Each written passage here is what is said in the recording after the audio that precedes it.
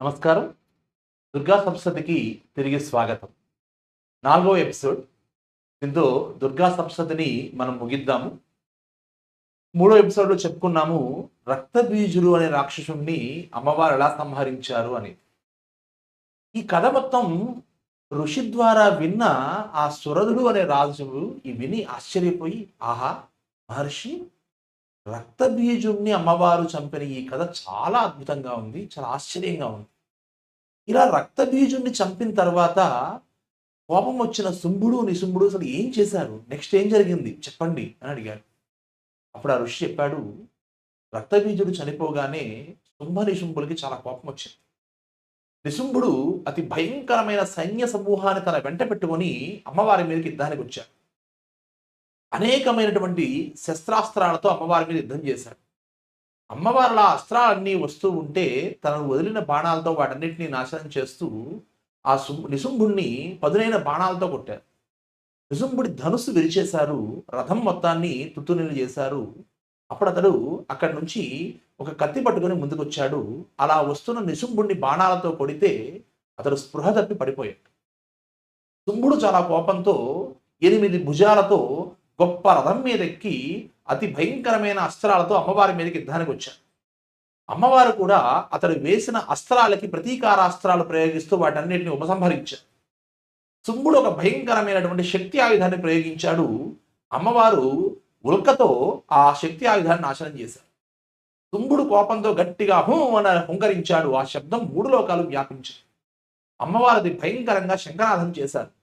ఇలా భయంకరమైన యుద్ధం జరుగుతూ ఉండగా అమ్మవారు వేసిన బాణాల దెబ్బలకి శుంభుడు స్పృహ కోల్పోయి పడిపోయాడు.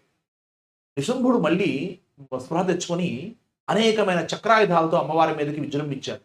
తన మీదకి వస్తున్న ఆ చక్రాయుధాలన్నింటినీ అమ్మవారు ముక్కలు ముక్కలుగా చేసేశారు. వెంటనే అతడు ఒక కత్తిని తీసుకుని బయలుదేరాడు. కత్తిని నరికేశారు. వెంటనే అతను గదను తీసుకున్నాడు. గదని కూడా బాణాలతో ముక్కలు చేశారు. అతడు శూలం తీసుకుని పరిగెట్టుకుంటూ అమ్మవారి మీదకి వచ్చాడు. అలా వస్తున్న నిశుంభుడిని చూసి అమ్మవారు తన శూలంతో ఒక్క వేటున నిశుంభుడిని ఒక పోటు పొడిచారు. ఆ నిశుంభుడు పడిపోతూ ఉంటే అతని ముఖం నుంచి, అతని నోట్లోంచి ఇంకొక పర్సన్ బయటికి కత్తితో యుద్ధం చేస్తూ కత్తి పట్టుకొని తిప్పుతూ అమ్మవారి మీదకి వచ్చాడు. అమ్మవారు నవ్వుతూ ఒక కత్తితో అతని తల నరికేశాడు. దీంతో నిశుంభుడు చనిపోయాడు. ఆ సైన్యం కూడా భయపడి చల్లాచెదరైపోయారు. శుంభుడికి స్పృహ వచ్చింది. లేచి చూశాడు. తన ప్రాణంతో సమానమైన తమ్ముడు చనిపోయాడు. తనకేం అర్థం కాదు. బాధతో కోపంతో ఇలా అన్నాడు, ఇతరుల శక్తితో నువ్వు పోరాడుతున్నావు. నువ్వేమీ పెద్ద బలవంతురాలని అహంకరించకు. నువ్వు ఒక్కత్వేరా, దమ్ముంటే చూసుకుందాం అని పిలిచారు. అమ్మవారు అప్పుడు ఒక అద్భుతమైన మాట చెప్పారు.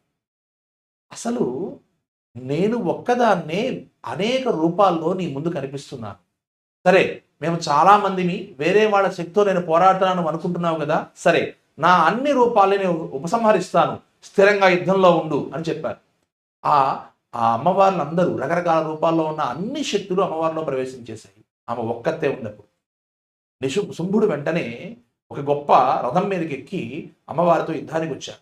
చాలాసేపు అది భయంకరంగా యుద్ధం జరిగింది. శుంభుడు కొన్ని దివ్యమైన అస్త్రాలు, బాణాలతో అమ్మవారి మీద దాడి చేశాడు.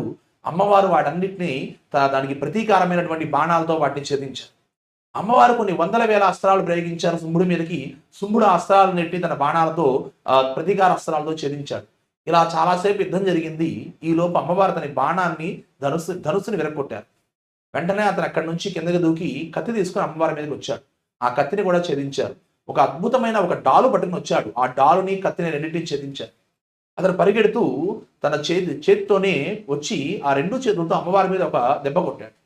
అమ్మవారికి ఏమీ కాలేదు, కానీ అమ్మవారు కూడా తన చేతితో అతని మీద ఒక దెబ్బ కొట్టారు. అతడు తుల్లి దూరంగా పడిపోయాడు. అతను వెంటనే పరిగెట్టుకుంటూ వచ్చి అమ్మవారిని తీసుకుని ఆకాశంలోకి ఎగిరిపోయాడు. ఆకాశంలోనే పరస్పరం కొంతసేపు యుద్ధం చేశారు. అమ్మవారు వాడిని పట్టి గిరగిరా తిప్పి నేల మీద పడేశారు. పడిపోయి వాడు వెంటనే తన మళ్ళీ చేతులు ఎత్తి అమ్మవారిని చంపాలనే కోపంతో వస్తూ ఉంటే, లోకాలు మొత్తాన్ని శాంతింపజేయాలనే కోరికతో అమ్మవారు తన శూలంతో ఆ శుంభుడిని ఒక వేటు వేశారు. ఆ దెబ్బకి అతను ప్రాణాలు కోల్పోయి భూమి మీద పడిపోయాడు. ఈ భయంకరంగా శుంభుడికి అమ్మవారికి యుద్ధం జరుగుతున్న టైంలో లోకాలన్నీ కంపించిపోయాయి. సముద్రాలు చెలించిపోయాయి. నదులు దారి తప్పి ప్రవహించడం మొదలుపెట్టాయి. అగ్ని పర్వతాలు బద్దలయ్యాయి. అగ్ని భయంకరంగా మండడం మొదలుపెట్టింది. ఎప్పుడైతే శుంభుడు చనిపోయాడో అగ్ని ప్రశాంతంగా మండడం మొదలుపెట్టింది. లోకాలు శాంతించాయి. వాతావరణం ప్రశాంతంగా మారిపోయింది. నదులు సక్రమమైన మార్గంలో ప్రవహించడం మొదలుపెట్టాయి. అగ్నిపర్వతాలు బద్దలవడం ఆగిపోయింది. లోకాలు మొత్తం శాంతించాయి.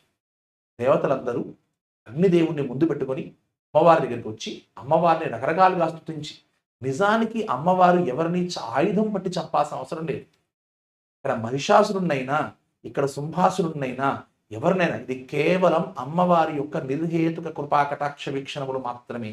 అదేంటి అంటే అసలు అమ్మవారు కోపంతో అమ్మవారు చూస్తే ఆ రూపాన్ని చూసే గుండె పగిలి చనిపోతారు అందరూ కూడా. కానీ యుద్ధం చేసి ఆయుధంతో చంపడం ద్వారా రాక్షసులకు కూడా యుద్ధంలో మరణించడం వల్ల వాళ్ళకి ముక్తి కలిగింది. అలాగే లోకాలన్నింటినీ రాక్షసుల్ని సంహరించి రక్షించారు. చాలా గొప్ప కృప కలిగినటువంటి దేవి. దేవతలందరూ ఆమెను అద్భుతంగా ప్రార్థించి స్తుతించి ప్రార్థించితే అప్పుడు అమ్మవారిని దేవతలు ఒక వరం కోరుకున్నారు.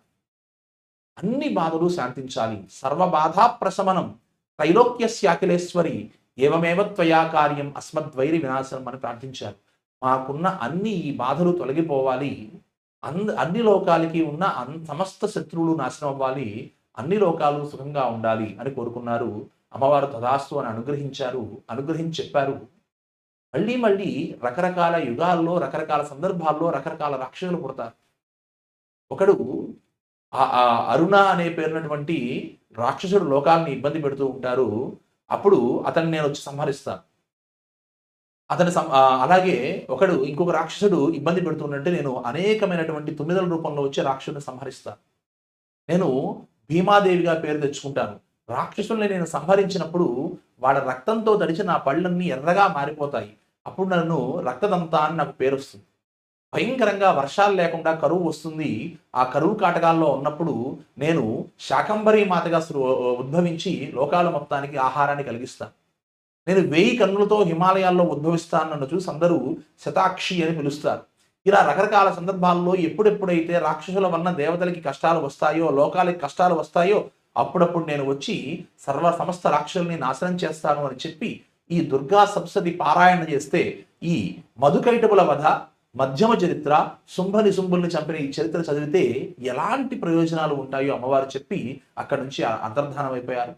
మిగిలిన రాక్షసులు పాతాళలోకానికి పారిపోయారు.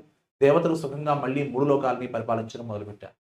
ఈ కథ మొత్తాన్ని ఋషి ద్వారా విన్న సురధుడు అనేటువంటి ఆ రాజు, సమాధి అనేటువంటి ఆ వైశ్యుడు, వాళ్ళిద్దరి మనస్సులలో గొప్ప శాంతి కలిగింది. ఈ కథ వినటానికి ముందు వాళ్ళ పరిస్థితి ఏంటి? నేను ధనవంతుల కుటుంబంలో పుట్టినానని వాళ్ళు గెంటేశారు. వాడు అసలు ఎలా ఉన్నారు, వాళ్ళ మంచిర్లు ఏంటి నాకు తెలియట్లేదే అనేటువంటి ఆవేదనతో ఉన్నాడు ఆ సమాధి అనే వైశ్యుడు. నా రాజ్యం పోయింది, శత్రువులు ఆక్రమించారు, నా మంత్రులు ఉన్న కోశాన్ని కూడా లాక్కున్నారు, నా వాళ్ళు ఎలా ఉన్నారు, నా రాజ్యం పరిస్థితి ఏంటనే దిగులుతో ఉన్నాడు రాజు. వీళ్ళిద్దరి మనసులకి గొప్ప శాంతి చేకూరు. అక్కడ నుంచి ఆ ఋషికి నమస్కరించి వాళ్ళు వెళ్ళి నదీ తీరంలో ఆ ఇసుకతో ఒక అమ్మవారి విగ్రహాన్ని తయారు చేసుకొని ఒక 3 సంవత్సరాల పాటు దేవీ సూక్తం చదువుకుంటూ వాళ్ళ రక్త మాంసాలని నైవేద్యంగా సమర్పిస్తూ తీవ్రంగా అమ్మవారి కోసం ప్రార్థన చేశారు. అలా చేయడంతో అమ్మవారు ప్రత్యక్షమయ్యి ఇద్దరికి వరం ఇచ్చారు. ఓ రాజా, నీకు తొందరలోనే నీ రాజ్యం నీకు లభిస్తుంది.